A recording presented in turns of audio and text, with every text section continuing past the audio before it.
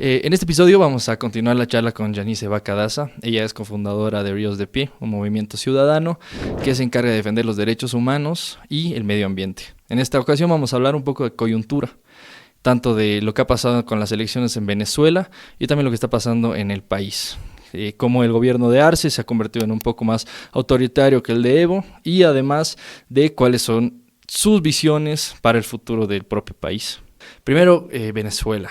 Yo quiero hablar de un poquito, una situación hipotética que creo que no han mencionado mucho, y es en la que el régimen de Maduro cede. Se van de Venezuela, pero ¿dónde se van? Normalmente lo que pasa es que caen exiliados en algún país aliado. Tienes Cuba cerca, tienes tal vez Rusia algunos, no creo, pero también está Bolivia encabezando la lista. Entonces, probablemente muchas personas del régimen de Maduro caigan aquí en Bolivia.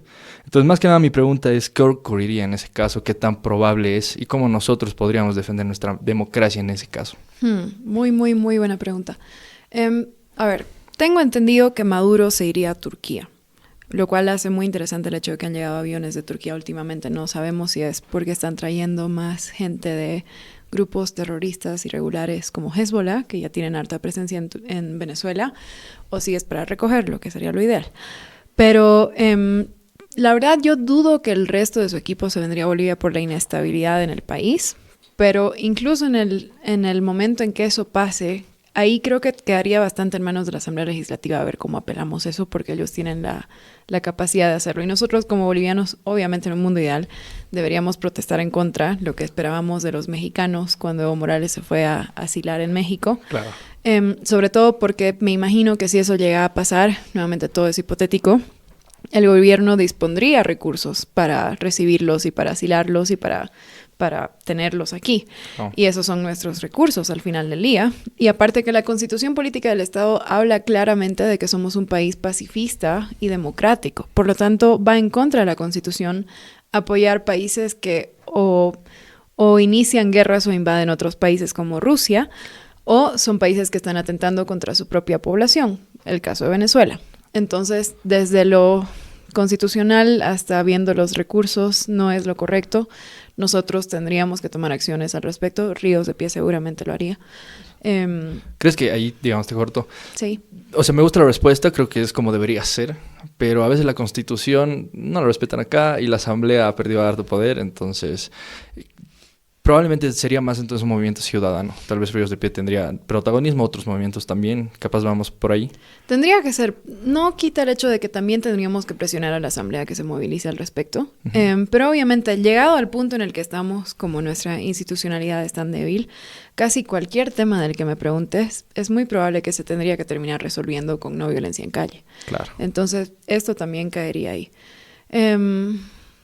Y recalcar, en cuanto a Venezuela, yo sé de casos de venezolanos que eran opositores, que vinieron a Bolivia y fueron deportados de vuelta a Venezuela. Entonces ya hay un patrón del régimen venezolano dictando las acciones del gobierno boliviano a su favor políticamente. Claro. No dudo que igual es una situación que podría darse. Y bueno, hablabas de que casi cualquier escenario que te comente sería respondido a través de la no violencia y movimientos ciudadanos. La situación de Venezuela, quedándonos ahí un poquito, ¿tú crees que con la escalada en la violencia que ha ocurrido en los últimos 2 días, esto va a salir un poco después, todavía la no violencia es la solución? Sí, porque al final del día en una situación como la de Venezuela, que es parecida, en ciertas formas es parecida a la nuestra en 2019, lo que está manteniendo al dictador en el poder son las Fuerzas Armadas, las paramilitares y la policial.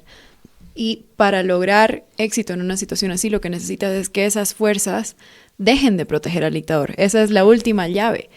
Y si estás atacando a esas fuerzas, estás generando en ellos incentivos hasta de vuelta a lo fisiológico, lo natural, claro, para que más bien te vean como oponente y no quieran sumarse a tu causa. Entonces, en este caso y en muchos casos, no es solo que la no violencia sea lo correcto moralmente, sino que es lo correcto estratégicamente.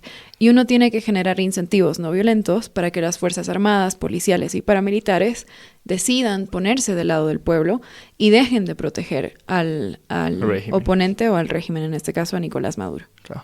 ¿Cómo lo está haciendo María Corina Machado, según tú? desde lo poco que hemos visto, digamos. Es una increíble líder. Yo ya seguía su trabajo hace mucho tiempo. Tengo la suerte de ser amiga de una persona en su equipo que está en Venezuela en ese momento, que hemos estado en contacto constante. Y de verdad que María Corina es una mujer que ha pasado por tanto en su trabajo. Realmente ella ha pasado por todas las fases de la política venezolana, siempre siendo muy coherente, muy clara con lo que ella cree. Y al mismo tiempo verla ahora liderando esto, la verdad es que vi muchos comentarios que tenía que ser una mujer. Realmente ha sido increíble ver una cara femenina y ver esta energía hasta maternal de protección de tu gente y tu país adelante. Creo que eso igual hace que se exponga y se evidencie mucho más, no solo el machismo de Nicolás Maduro, pero también la irracionalidad desde la cual el régimen está trabajando. Entonces, María Corina me parece maravillosa. Edmundo es la persona más tierna que he visto en política en mi vida. Sí. Entonces, eso igual ha sido magnífico. Y la oposición venezolana en general, de verdad, yo me saco el sombrero porque han tenido... Hay mucho, obviamente, que se puede criticar en muchas oposiciones del mundo, pero su capacidad para articularse como bloque y trabajar en unidad y escuchar a sus miembros más jóvenes es increíble. Yo la admiro muchísimo y sueño eso para Bolivia también. Claro. A ver, vamos por partes. Primero el tema de la mujer. Tienes a Sheinbaum en México, ahora tienes a María Corina en Venezuela, como que toda la región está yendo hacia ese lado. ¿Cómo ves más o menos el símbolo de la mujer o el concepto de mujer en política, de líder, de liderazgos femeninos en la región, en Latinoamérica? Sin caer en lo cliché, creo que las mujeres por la historia tenemos mayor capacidad de negociación que los hombres. Y el poco tiempo que llevo en política, que apenas son unos 7 años, desde el activismo obviamente, me he dado cuenta de que muchos conflictos se resolverían de una forma más fácil si hubieran más mujeres en el cuarto. Y sé que me has preguntado la región, pero en el caso boliviano yo de verdad creo que el rol de la mujer en el futuro de Bolivia va a ser súper importante. Yo creo que van a ser las mujeres las que nos van a sacar de la crisis en la que estamos eventualmente. No solo crisis económica de este momento, ¿no? Sino institucional y de identidad inclusive. Y al mismo tiempo no hay que caer en el error de pensar que porque es mujer va a representar los valores que se asocian con la feminidad. Ya hemos visto que esto no funciona así. Exacto. Pero aún así confío mucho en el poder femenino y inclusive en la intuición femenina en la política. Creo que hay un rol muy importante para eso y siendo una mujer que participó en política, sabiendo qué distintos son los tratos, qué distintos son los estándares, qué distintos son los riesgos. Es distinto entrar a una cárcel si eres hombre a entrar a una cárcel en Bolivia donde no hay policías dentro de la cárcel, todos los reos son hombres y estás entrando sola siendo mujer. Complicado. Es otro tipo de experiencia completamente distinta.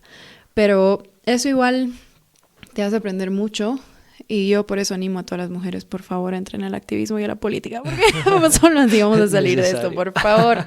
Sí, no, y aparte, la figura femenina rompe con todo aquello que lleva al caudillismo en la política. Claro. No puedo dejar de recalcar el hecho de que no han habido mujeres dictadoras. Claro. Entonces... La no violencia también cambia un poquito el concepto de fuerza, ¿no? Y lo adapta también al concepto de mujer o a la feminidad. También, o sea, es el poder suave que se le dice, ¿no? Otro tipo de formas de ejercer poder, que sigue siendo poder, pero es muy interesante. Para mí, leer, y de nuevo, volviendo a lo cliché, pero es que la gente ya no lee ahora, así que no me importa repetirlo.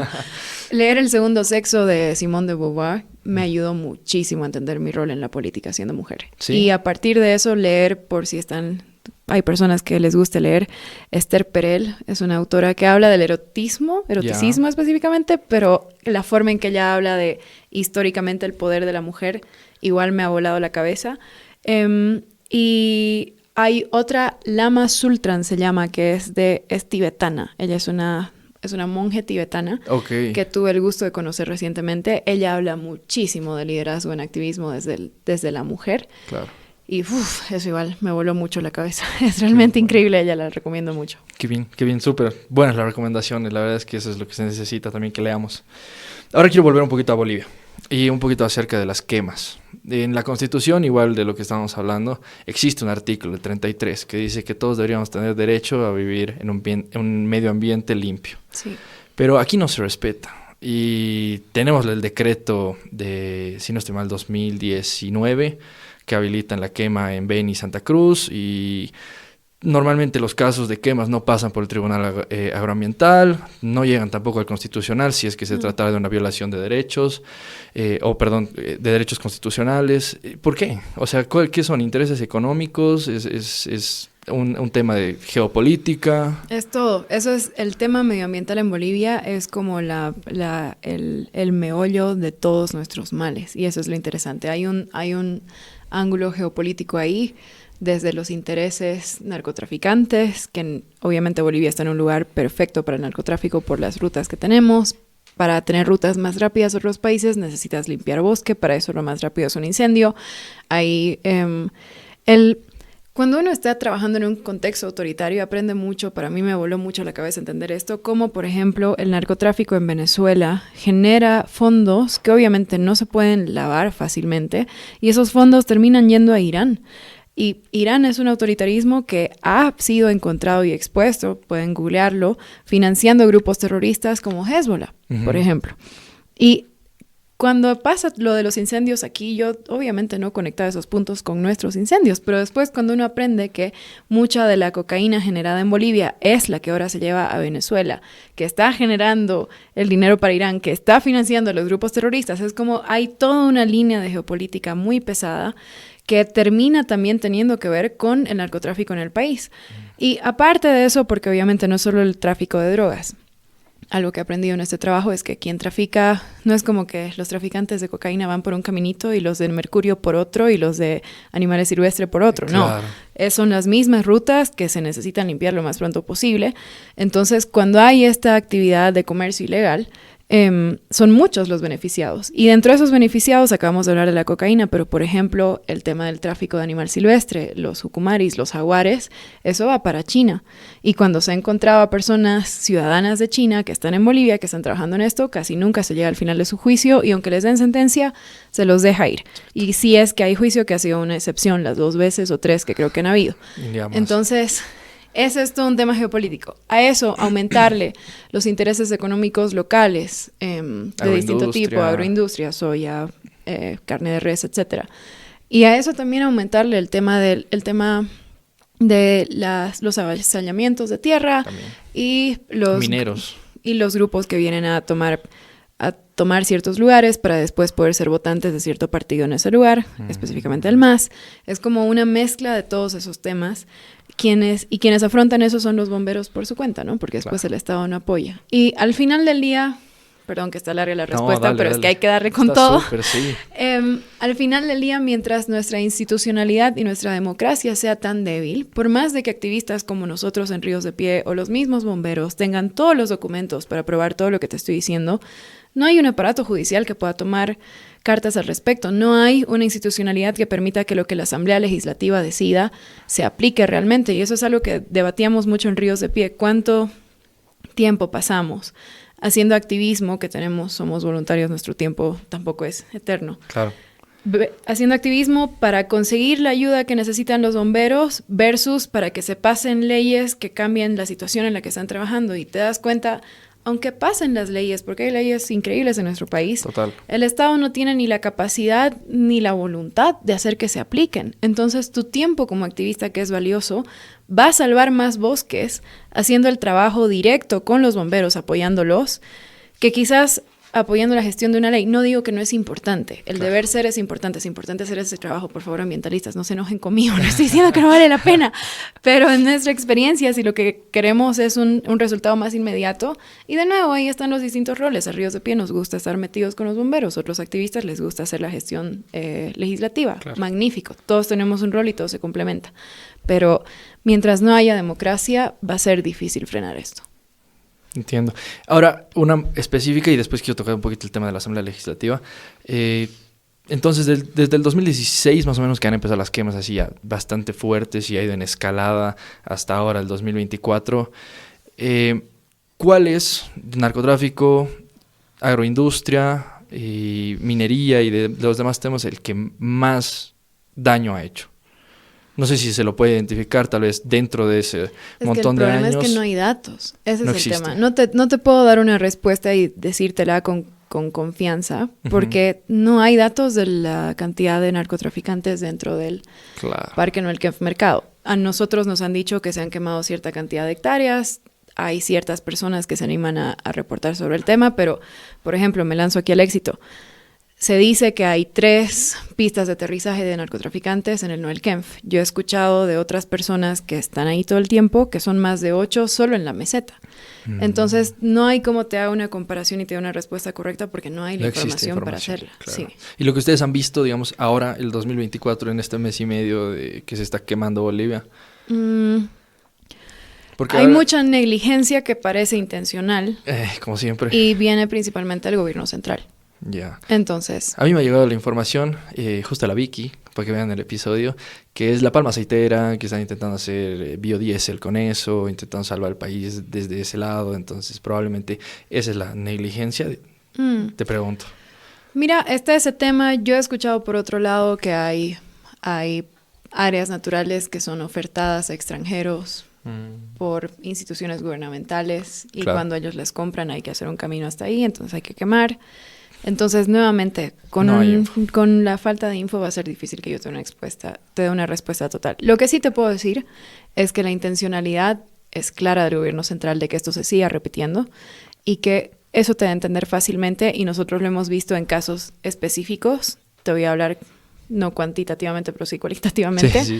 De cómo ciertos municipios se benefician con la llegada de donaciones, no las entregan a los bomberos, se los quedan y las usan para hacer campaña. Eso lo hablaba ayer mismo con Luis Fernando Camacho. Sí. Estaba en Cuchonchocoro charlando con él sobre el tema de incendios, porque obviamente yo voy a visitar a los presos políticos, pero no es que vaya solo a entregar rosas, ¿no? También voy a preguntar los temas que me importan.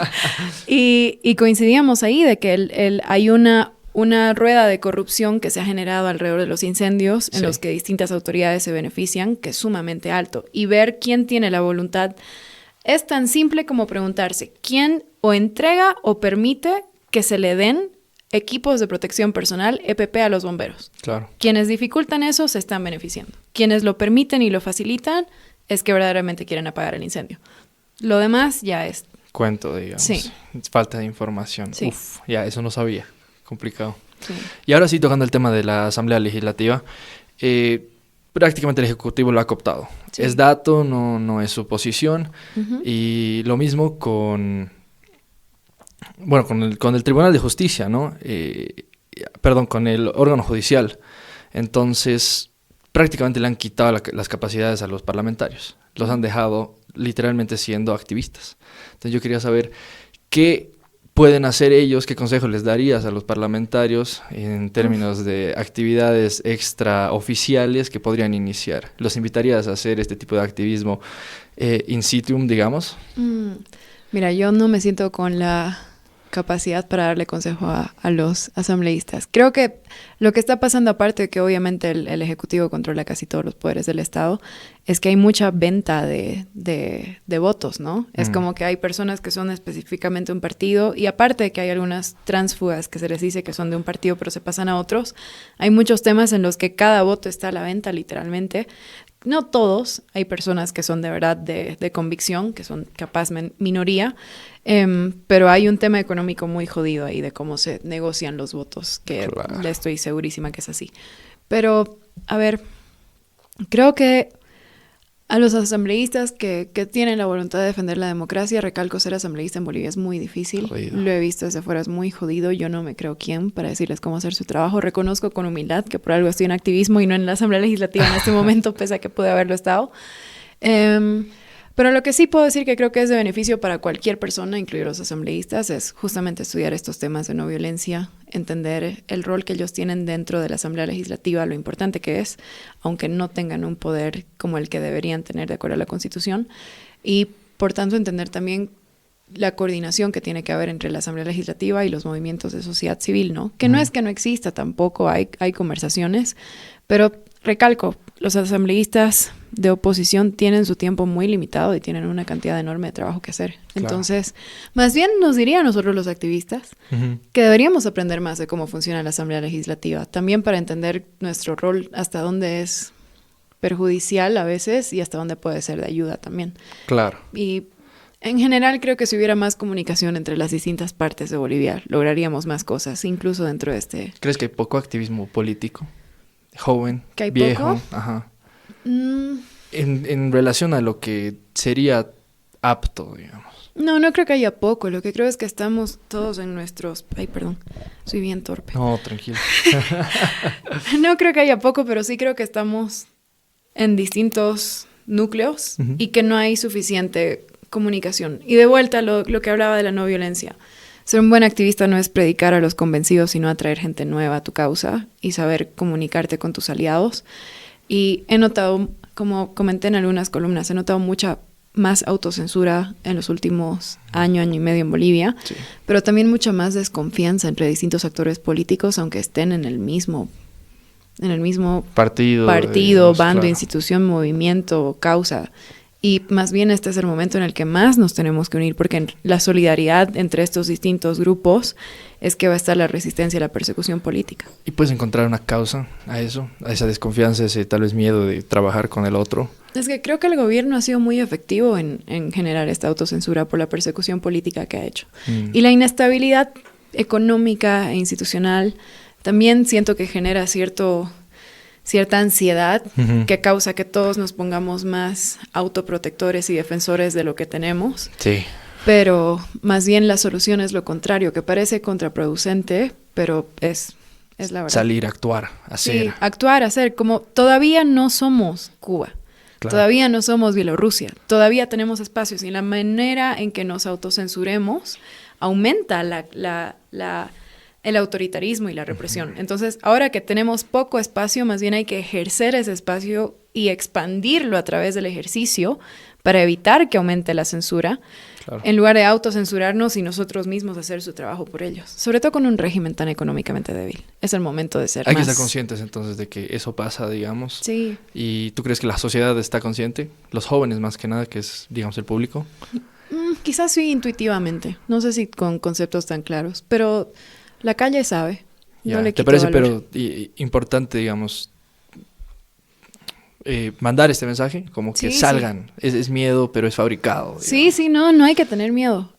Recalco, el miedo es nuestro peor enemigo y está bien sentirlo, pero el miedo siempre viene acompañado de otro sentimiento, nunca viene solo, psicológicamente hablando. Claro. Entonces siempre hay que encontrar el otro y potenciarlo eso. Y a veces es el enojo, a veces es el amor a lo que uno quiere proteger, no sé, pero hay que... Viene con otro sentimiento siempre. Y Sí. es mejor sacar el otro, digamos, que el miedo. Y la agresividad que viene a veces como consecuencia del miedo, que es lo que hablábamos hace rato, que debía haber mencionado esto, la agresividad no necesariamente tiene que salir en violencia, puede salir en otro tipo de ejercicios y de protestas. Entonces, más bien, no hay que negar la agresividad, es una emoción humana natural. Esther Perel habla de eso, sobre todo para las mujeres, pero hay que saber canalizarla en formas que sean constructivas y en formas que sean, y de nuevo constructiva no es como que, ay, voy a pintar un cuadro enojado. Claro. Si te sirve, genial, pero también puedes hacer protestas desde la agresividad, pero acompañando con otras intenciones y dirigirlo hacia algo. Aprovechamos de hacer una pausa para promocionar el link que está en la descripción de este episodio y bajo todas nuestras redes sociales. En este link vas a encontrar dos opciones. La primera es regalos, donde dejándonos tu mail y tu nombre vas a tener acceso a una carpeta en Drive llena de libros que nosotros utilizamos para hacer investigación y además la metodología que utilizamos para sacar cada episodio. La segunda opción es el grupo de WhatsApp, donde siendo parte vas a gozar de estos regalos, además de exclusivas acerca de temas, invitados y todos nuestros episodios. Quiero pasar de tema y situarnos más o menos el 26 de junio en todas las revueltas militares y demás. Hay un concepto que ustedes manejan de presos políticos, que es quien es perseguido o está en la cárcel por motivos políticos o amenaza la legitimidad de un gobierno. Base más o menos a ese concepto, también hay otra cosa que dicen que los gobiernos autoritarios tienden a radicalizarse. Sí. Entonces, conectando esos dos puntos, aquí el gobierno de Arce, yo creo, digamos, esa ya es mi opinión, que es un poco más radical, un poco más autoritario que el de Evo Morales. De acuerdo. Entonces, después del 26 de junio, también han elevado un poquito el tema de la radicalización autoritaria y han comenzado a perseguir a más gente. Sí. Entonces, ya se ha radicalizado. ¿Hasta qué punto pueden llegar? una de las cosas que yo leía, o incluso en tus columnas, era el cierre del Parlamento. Entonces, ¿crees que es posible? Sí, creo que es posible el cierre del Parlamento, creo que es posible la suspensión de las elecciones. Se habla mucho de que se las adelante, es posible también que las suspendan. Y con lo que acaba de pasar con Venezuela, el gobierno nos ha dado un mensaje a los bolivianos que no sé si todos lo han sabido leer, que es que hemos sido el único país en Sudamérica que se ha animado a legitimar el fraude que acaba de pasar en Venezuela. Todos los otros países, incluso aliados históricos, miremos a Lula o a Petro, se han negado a reconocer los resultados de las elecciones. El gobierno boliviano, sin pena alguna, se ha ido de entrada a apoyarlo. ¿Eso qué quiere decir? Si están validando un fraude y un autoritarismo y una dictadura tan dura, de una forma tan abierta y sin vergüenza, ¿qué te hace pensar que no lo van a hacer en casa? Claro, si ya están llevando las consecuencias de validar una dictadura. Entonces, no dudo que eso es algo a lo que el gobierno de Arce está dispuesto a llegar. Nuevamente, también está el tema económico. El valor de narcotráfico en Bolivia es tan alto que este ecosistema de dictaduras que Anne Applebaum le llama autocracias asociadas, no pueden perder Bolivia. Entonces va a ser una pelea, así como está siendo una pelea muy dura Venezuela, Bolivia también va a ser un país en el que yo creo que esta alianza de dictaduras va a tomar casi todas las medidas necesarias para mantenerse en el poder. Pero nosotros ya hemos demostrado históricamente y recientemente a través de la no violencia, que ojalá siempre sea así, que las dictaduras no las dejamos para siempre, ¿no? Entonces, por más que hayan 80 autocracias ahí que quieran mantenernos como un gobierno autoritario, yo creo mucho en la capacidad de la sociedad civil en Bolivia de no permitir que eso pase. Qué bueno. Bueno, y ahora sí, quedándonos un poquito en el tema de presos políticos, quiero que me expliques esto de por qué la persecución política es una persecución contra las libertades de todos. Y después, ahora que has visitado, bueno, antes a César Apaza y todo el lío que ha pasado aquí en San Pedro y demás, hace poco a Pumari, ahora a Camacho ayer o hace 2 días, ¿cuáles son las similitudes, digamos, entre las cárceles, sus situaciones psicológicas, físicas, más o menos, qué es lo que está pasando con ellos? Perfecto. ¿Cuál era la primera pregunta? ¿Por qué la persecución política? Es persecución para todos. Exacto. Sí. Nuevamente, Bolivia, desde mi análisis, es un autoritarismo más sofisticado. Intenta no pagar el costo internacional de tener más de 1,000 presos políticos como los tiene Cuba, porque dentro de todo tenemos una economía débil, entonces necesita apoyo internacional. Pero dentro de esa sofisticación, también sabe que tiene que ejemplificar qué es lo que pasa con ciertas personas que se oponen al gobierno para que el resto de la ciudadanía caiga en la autocensura, que es lo que efectivamente ya está pasando. Exacto. Entonces, con un órgano judicial tan débil y con personas como Luis Fernando Camacho, que es el gobernador de Santa Cruz, la segunda autoridad más votada del país después del presidente, o personas como Yanine Áñez, que fue una presidenta constitucional y por lo tanto su juicio no tendría que llevarse a cabo de la forma en que se ha llevado. Si ellos los arrestan de la forma que los han arrestado, lo mismo con Pumari, y se bancan todas las consecuencias negativas de la opinión internacional y local, te está mostrando que es un régimen que no tiene miedo de doblar el Estado de Derecho o de infringir los derechos humanos con estas figuras públicas que les van a traer mayores consecuencias a nivel local e internacional que una persona que no se conoce. Claro. Entonces, el momento que permitimos que estas personas tan significativas en la opinión pública pasen por lo que están pasando en cuanto a persecución o incluso ser apresados y torturados en la cárcel como lo son, está dejando un precedente jurídico, está dejando un precedente comunicacional, está dejando un precedente internacional, te está dejando un precedente en todas las formas que puede hacerlo, de que este gobierno no va a tener miedo a hacer eso con otras figuras, aunque, y sobre todo si son menos populares que estas. Claro. Que eran... Con el ciudadano común, digamos, que ese es el chiste. Que ya de por sí, con la debilidad de nuestro aparato judicial, es probable que una cosa así le pase a cualquier persona, mientras otra persona con más recursos económicos pueda comprar los fiscales y hacer que termines en la cárcel. Pero es que encima de eso, encima de que el aparato judicial es tan débil, se dan el lujo de torturar a esta gente de la forma que la han torturado. El caso de César Apaza, el caso del mismo Pumari y Camacho. y no tengan miedo de las consecuencias, porque la verdad es que el gobierno boliviano tortura con impunidad, porque la comunidad internacional no ha tenido una respuesta dura al respecto. Y no solo tortura, o sea, pensemos en un caso que ha estado recién, han habido asesinatos extrajudiciales, han matado ciudadanos de otros países sin pena alguna de la consecuencia internacional. Entonces ya te está dejando un precedente de que a nosotros, si quieren, también pueden hacer lo mismo o peor. Y ya hablando de la situación específica, ¿no? De los presos políticos, hay, para empezar, que la mayor parte de las personas en Bolivia que están en situación de cárcel no están ahí con una sentencia, están en detención preventiva, que se abusa en el país. Es más del 60%, cambian los números cada 3 meses o algo así, pero es sumamente alta. A eso aumentarle que el hacinamiento es súper alto. La cantidad de personas que están en un espacio que no está adecuado para esa cantidad, solo el ejemplo de San Pedro, tiene espacio como para 300 personas, hay más de 3,000.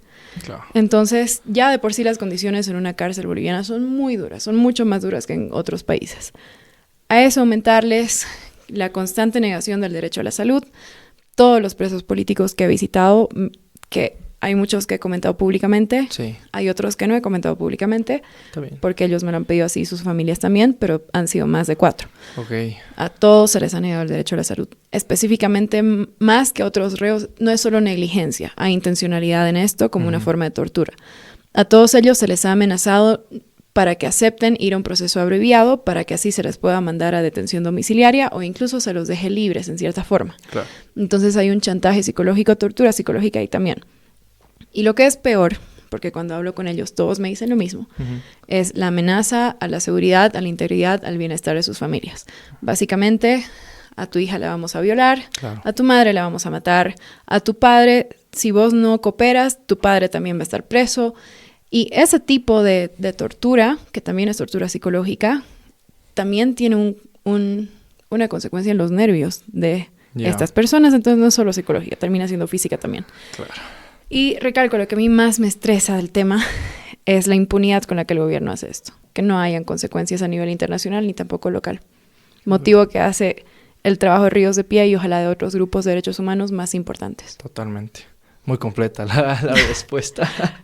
Ahora ya tengo 2 preguntas nada más y después pasamos a estas, a las que ustedes tengan. En mayo ha habido una revuelta en medios por una reunión que has tenido de la Fundación Jucumari con algunos opositores, no solo de acá, sino a nivel regional también.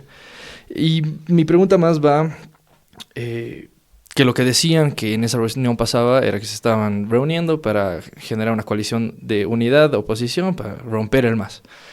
¿Tú crees que esa es la solución? ¿Tú crees que en Bolivia lo que se necesita es una oposición con propósito, con líderes, con una misma visión y con voluntad para resolver los problemas estructurales del país? No para derrotar al MAS, sino para mejorar el país. Lo que se necesita es un gobierno de transición fuerte y que realmente complete una transición. Para eso tiene que haber un equipo que sea capaz de liderar ese gobierno. Ahora, yo creo personalmente que sí tiene que haber una unidad, porque históricamente la no violencia ha mostrado que en las transiciones a la democracia que han funcionado han sido cuando había una unidad de los actores.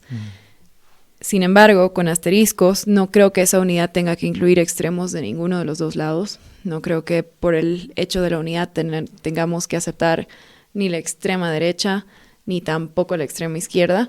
Creo que tenemos que entender que vamos a entrar en un momento muy delicado. Y bueno, la verdad es que ha sido un halago que las personas piensen que yo estaba haciendo ese tipo de trabajo. Va a ser increíble Bolivia el día que una persona de 30 años pueda decirle qué hacer a políticos de mucho mayor edad. Pero lo que sí me parece importante y era parte de la intención de la reunión en Washington era este tema de los presos políticos. Claro. Porque, como comenté en entrevistas, no hay una narrativa unificada ni siquiera respecto a eso de parte de la oposición boliviana. Entonces esperábamos poder contribuir haciendo que conozcan a otros presos políticos, Félix María, Leopoldo López. Exacto. Y creo que demuestra, el hecho de que haya habido una repercusión tan grande a esto, demuestra qué tan raros son los espacios donde personas de distintas ideologías o de distintas edades o de tipo de instituciones se reúnen. Demuestra qué tan fracturada está incluso el concepto dentro de la oposición de la democracia. Sí, y el diálogo. Sí, del diálogo. Nacional, y de finalmente a aprender. O sea, yo sé que todos somos personas, yo no, pero sé que muchos de ellos son políticos de una gran carrera. Claro. Y los admiro a todos por distintos motivos, pero eso no quiere decir que no tenían nada que aprender de la comunidad internacional, ni que la comunidad internacional no tenía nada que aprender de nosotros, ¿no? Porque Claro. también parte del programa en Washington fue que invitar a instituciones de derechos humanos a que conozcan a estas personas y les cuenten sus historias, porque la mayoría de ellos, si no todos, tienen procesos en su contra, han sido perseguidos políticos, representan distintas causas, etcétera. Claro. Entonces ha sido una experiencia muy interesante. Sí, incluso cuando intento no ser un factor de polémica, termino ahí metido. Sí. Última, y con esto corto. ¿Existe un espacio temporal en el que inicies en la política activamente? Boliviana. Pero ya estoy en la política boliviana. Pero como actora. Desde sociedad civil. Pero no desde sociedad civil. Sino no, que desde sociedad civil partidaria. Exacto, partidariamente. No la veo en este momento, la verdad. Han existido ofertas nuevamente, recientemente, como lo existieron en el 2019-2020, pero creo que mi aporte es mucho más grande desde sociedad civil. Creo que Ríos de Pie tiene mucho más que hacer todavía. Yo nunca voy a estar lista para salir de Ríos de Pie, partamos de ahí. Claro. Y en Ríos de Pie tenemos una regla interna igual de que no se puede ser parte del movimiento si uno está ¿Afiliado a un en partido? ejercicio. O sea, puede ser militante de un partido, pero no puede ser concejal o candidato, ¿me entiendes? Porque parte de Ríos de Pie es romper con la idea de que el activismo es un trampolín a la política partidaria. No lo es. La sociedad civil tiene su rol por su cuenta y de hecho es el rol más importante si miras a la historia de la política boliviana. Es mucho más importante el rol de los movimientos sociales que de los partidos en sí, desde mi juicio al menos. Claro.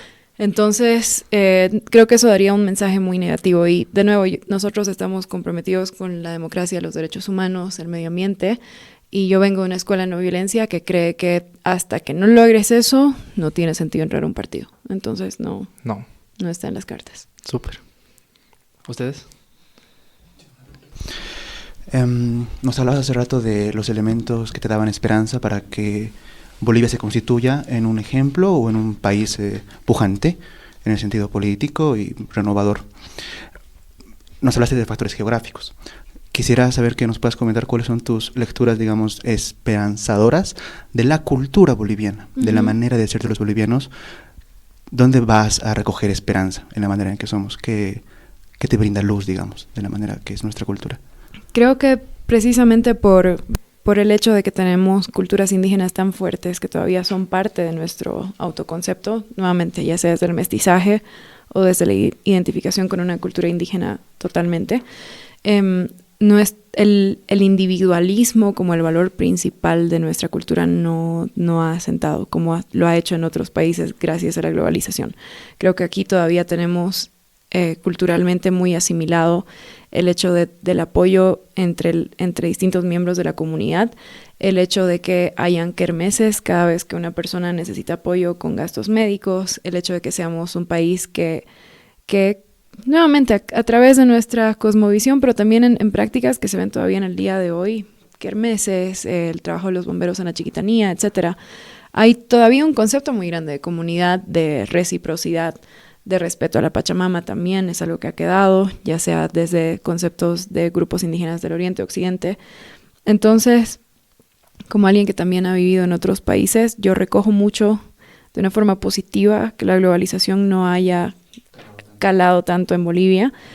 Tampoco es que sea completamente mala, ¿no? De todo hay algo bueno que se puede sacar, pero a diferencia de países quizás vecinos, como Chile, he podido vivir en Chile, no quiero decir nada en contra de los hermanos chilenos, pero yo siento que nosotros todavía tenemos una conexión con nuestros valores originarios mucho más fuertes aquí, mucho más allá de lo que el MAS ha hecho con el indigenismo y de la decepción que muchas personas han tenido con el movimiento indígena cuando el MAS lo ha tomado y ha hecho lo que ha hecho con este movimiento. Creo que todavía quedan muchos conceptos positivos en nosotros.